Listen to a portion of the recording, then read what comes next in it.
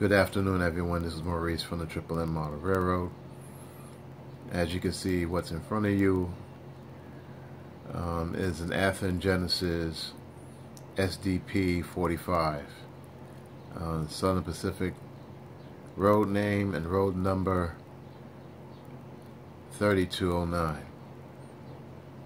Now, the story with this particular model is actually the last of the collection from Athearn's, the SDP45s. For some apparent reason, I just got attracted to this one. Originally, I was going to get the BN units, and for some reason, when I seen the Southern Pacifics, I just fell in love with the Southern Pacifics, and I decided to get them. And I managed to get all 8 of them. This is actually the last one, and basically I got a deal on this one. I paid, how much did I pay? I paid, I think, $170 for this one, and this one actually has a decoder, the Tsunami decoder installed, whereas the other 7 of them do not have decoders. Well, actually 2 I've installed at the Lock Sound Pilots, which you have seen in a previous video.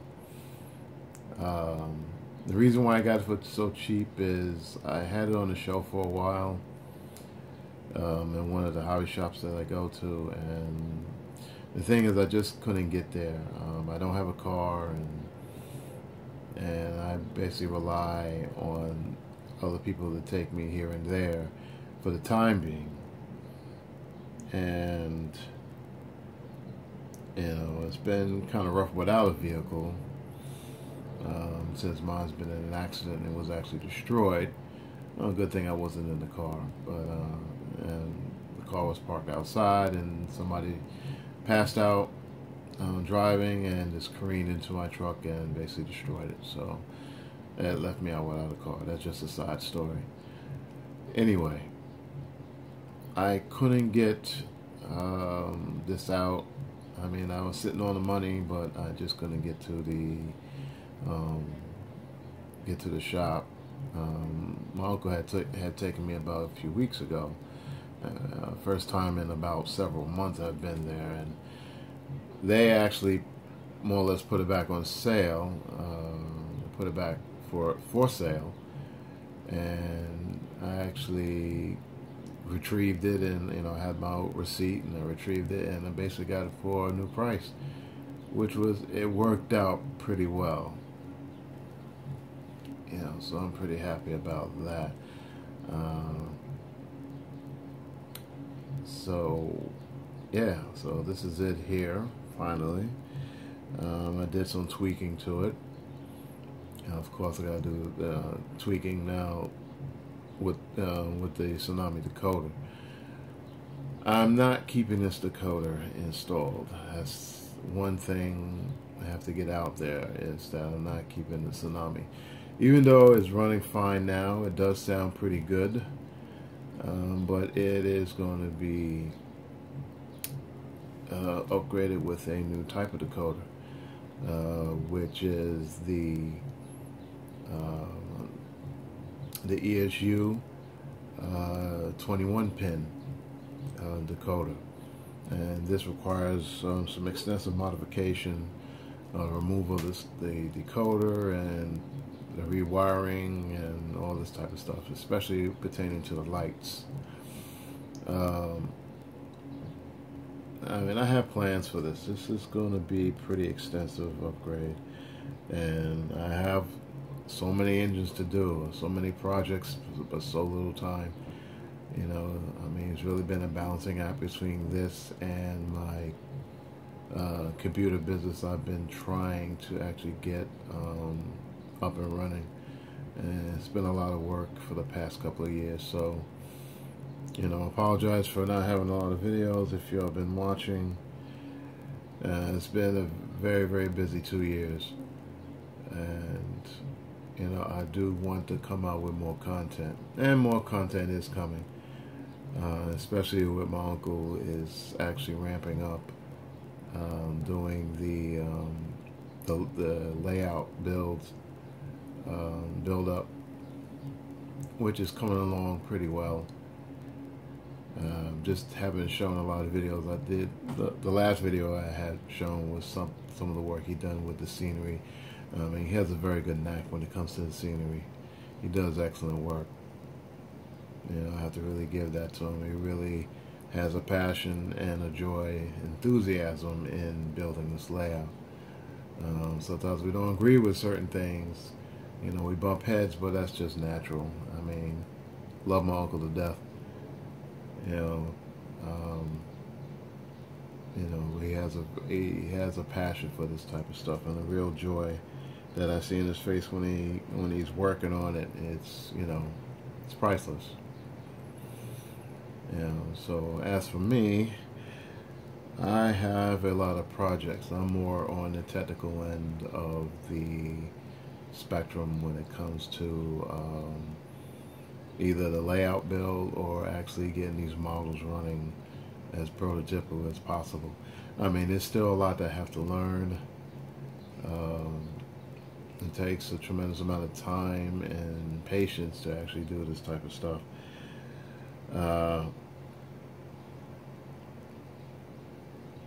You know, so, you know, again, back with this model, the model's going to be, I'm going to keep it the way it is for now. I mean, just to run around with it a little bit. In the future, it will be swapped out. The decoders and the lights going to be swapped out. And I may add some little extra lights here around under the trucks. I mean, generally the EMD engines have these truck lights in the front for night operation. And I even thought about even putting some lights on the stairs, but I think that's a bit overkill. I just don't have the time for that. I mean, it's bad enough I'm actually doing the lights on the trucks, the front trucks, that is, and interior lights as well. And I'm going to try to get that that red Mars light to actually function. I mean, surprisingly, Tsunami didn't do that with this. I mean, I guess it was a little bit too difficult and too much money to actually, I won't say Tsunami, it's actually, excuse me, it's actually Athearn, to actually get that light working. I mean, that would have made a lot of sense. But they didn't do it, so I guess I'm going to have to do it. I really like the STPs. The reason why, I mean, I guess that the look of it is just a very large engine. I mean, it's longer than the SD45. That's because it has that the generator in the back. I think it's called a HEP generator, if I remember correctly. It's for the air conditioning units for the passenger cars. These were, strange enough, as big as these and powerful these engines were, they did use them mostly for passenger service for the Southern Pacific. I mean, I have numerous pictures or photographs and of the, you know, when it was in service. I mean, they were magnificent engines to actually look and, you know, look at the pictures, and actually there's some video of them running, and I mean that it's excuse me, I gotta move my leg, it's actually hurting me. So yeah, you know, so I have that information and all this type of stuff. Now, would I get the cards for these? I have no idea. I'm not sure if I'm going to do that or not. I really want to run these with the tanker train cars. That's another thing I have to start collecting. I mean, I did collect I have, I think, 2 sets of 2 of those cars, and I mean the tanker cars, excuse me. And I really do like them a lot, and I want to at least get 50 of them if I can, before Athearn start making them, or they're not available anymore. So I mean, that's the plan for, I mean, for the Southern Pacifics. I mean, generally I run BSNF and some UP engines. For the UP is basically specialty engines, you know, something like the Big Boy or the Big Blows or the turbines or the Challengers and what have you. You know, specialized equipment from UP I generally get. They do have a UP SDP40 I'm thinking about purchasing, but time and money is actually limited at the moment. I mean, I'm basically split between two worlds. One is model trains, and the other one is basically my computer venture. Actually, the computer venture is actually, to be honest with you, the trains are actually more expensive than the computer venture. So, I mean, that's a whole nother story. I have a website that got dedicated to that, and that's taken a tremendous amount of my time to actually put this all together. All right, I've been talking for over 11 minutes, and I know you're like, okay, what are you going to do? Basically, what I'm going to do is actually run this back and forwards. As you generally see, basically the running back and forth of the engine is basically indicating that I have adjusted the CVs to actually get this engine up and running to prototypical standards as close as possible.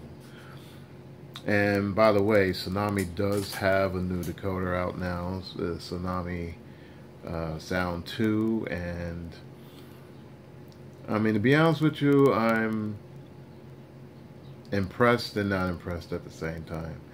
The reason being is that, I mean, basically the sounds are still the same. I don't believe they changed anything with their sound files or did anything significant when it comes to their sounds.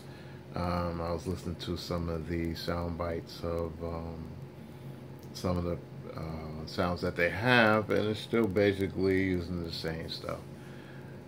Nothing really new with that. But what is new is they have some prototypical feature, and for the life of me I can't remember the name. I should have researched it before I started this video, but it's something pertaining to more realistic running of the engines. Like, I'll give you the example. Let's say if this engine had the Tsunami 2 sound and it was going down, let's say down a grade, what generally happens in real life is that the engineer would basically eliminate the throttle. More or less, he turns the throttle off. More or less, he have the engine coasting, and then if need be, he will apply the dynamic brakes. And basically, what the decoder does is senses load on the engine, and when it does that, if it senses it has no load, then it's going to actually reduce the sound or the load of the prime mover, and which is pretty good. I like that type of feature. That's nice. And also, if the engine has a heavy load, then it's going to increase the prime mover engine RPMs accordingly. So basically, you get more of a prototypical sounding engine when it comes to load, what load is being applied to the motor. And I believe ESU has something similar also.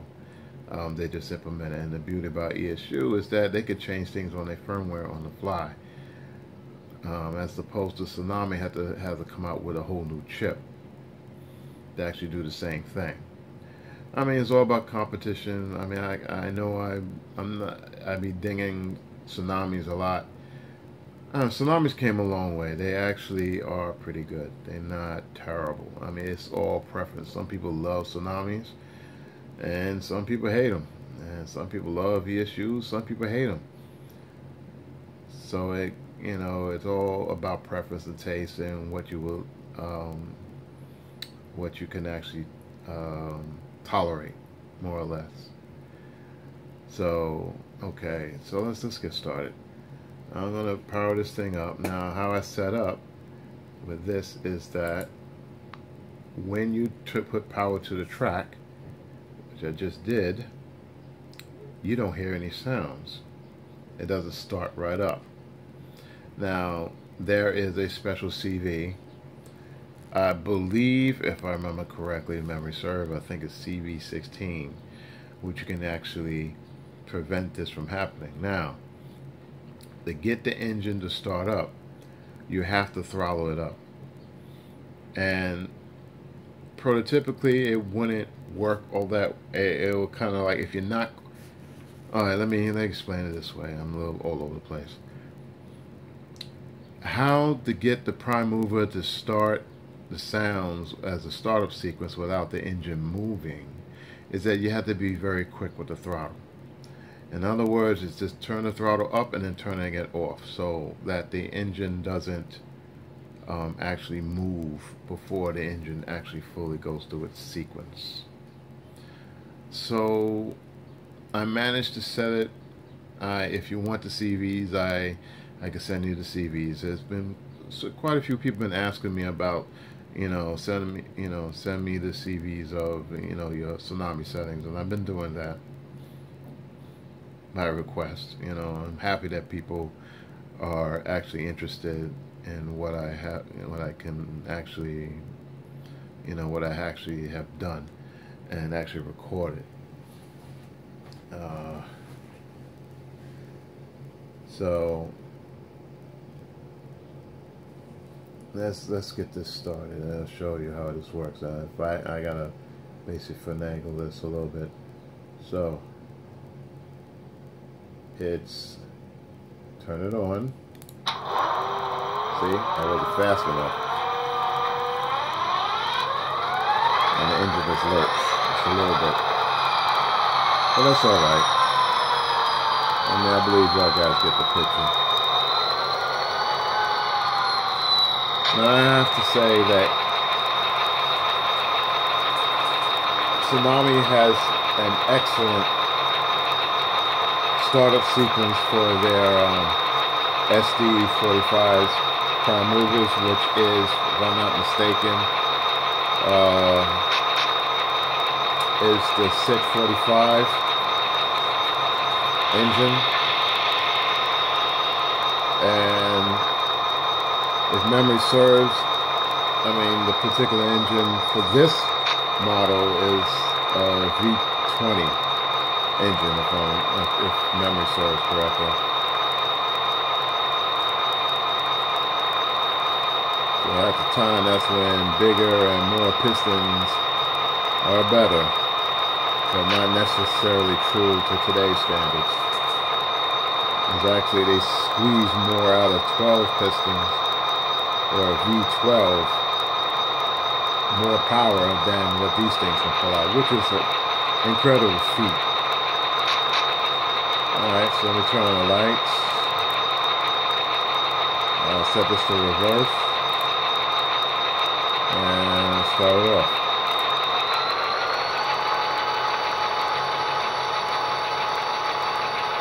Now I have it set to speed steps 28.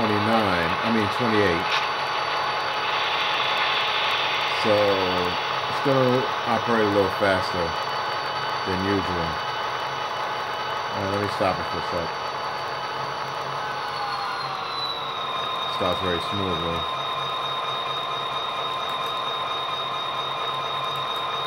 Alright, I set it to speed steps 128.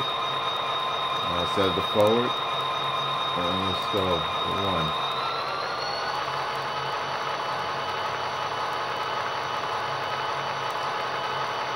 This is speed step 1.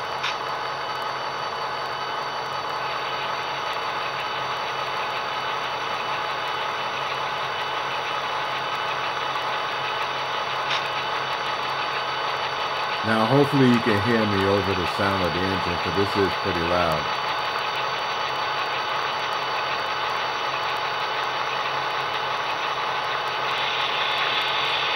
I got this decoder running like ESU decoders.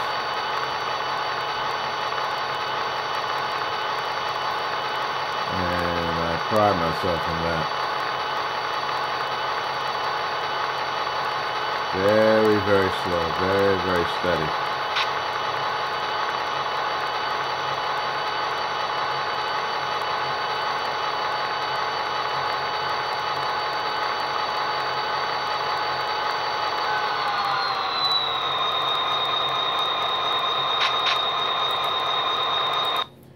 Okay. Now the only thing is with this lock sound programmer, it doesn't have like a stop feature. I mean, it does have a stop button in the software, but it basically just remove power from the track. I did have a QSI version of this programmer, but I don't know, for some reason that actual unit, basically the board on it got fried. I don't know how that happened, or something went terribly wrong, and I basically had to throw it out. That's like $100 and something down the tubes. That's why I'm not too crazy about QSI stuff anymore. You know, even though their products are pretty good when it comes to their decoder technology, but their programmer, their software, and what I want to say, and they sounds just suck. I am sorry to say, their sounds are terrible. When it comes to their diesel sounds are just, I don't know where they get their sounds from. It's definitely from no prime mover that I know of, or that I've heard, either live or on video. But their steam locomotives are on point. They're very well represented. And also, believe it or not, their turbine really impressed me. Their turbine sounds very, very good. I set one up for my uncle for one of his Athearn turbines and things. And I didn't really set up the way I wanted to. I basically set up with one speaker, if I remember correctly, one 28mm speaker, and I mean, it was impressive. It was very impressive. Now, when it comes to this update for this particular engine, and I know I've been rambling for a while, it's already 23 minutes, or just about. I'm just in a talking mood, so just excuse me. But what I'm planning to do with this engine, and the subsequent engines that I have, is that, I mean, sound is a very big deal to me. I mean, as much as the smooth operation of the motor and the engine itself and the drivetrain and what have you, sound is paramount to me. And if I can get this engine to sound as realistic as it can for the scale, I'm going to do that. Now, I have purchased also, when I went to the shop to get this beauty, I've purchased some new type of speakers from ESU, and they're not the 28mm that will actually fit in this. It's actually a very small, I'm trying to remember what the dimensions are. Again, I didn't do my research. I apologize, but trust me, there is new speakers out, and it uses cell phone speakers. It's basically a cell phone speaker, one of those high-end cell phone speakers. And man, when I heard one video I was looking at, I heard the sound coming out of that thing. It was like really incredible. For the size of those little speakers, you get a wide range of sounds, even some low frequency sounds that you generally don't get with a which you kind of hope with a 28mm speaker. And I was very impressed with it, and I bought 2 of them to experiment with. And how I'm going to mount it on these, I don't know. It comes with these different type of baffle sets, which actually you can put in into your engine. So I just want the biggest baffler you can use. Actually sounds really good. I mean, it sounds really, really, really, really, really, really good, and I may use it on this particular engine or engines or the rest of the engines I'm going to actually build. So yeah, so that's another thing I'm going to add to these. I'm going to try to make these models the best I can actually get them. Get them running and even do some little weathering.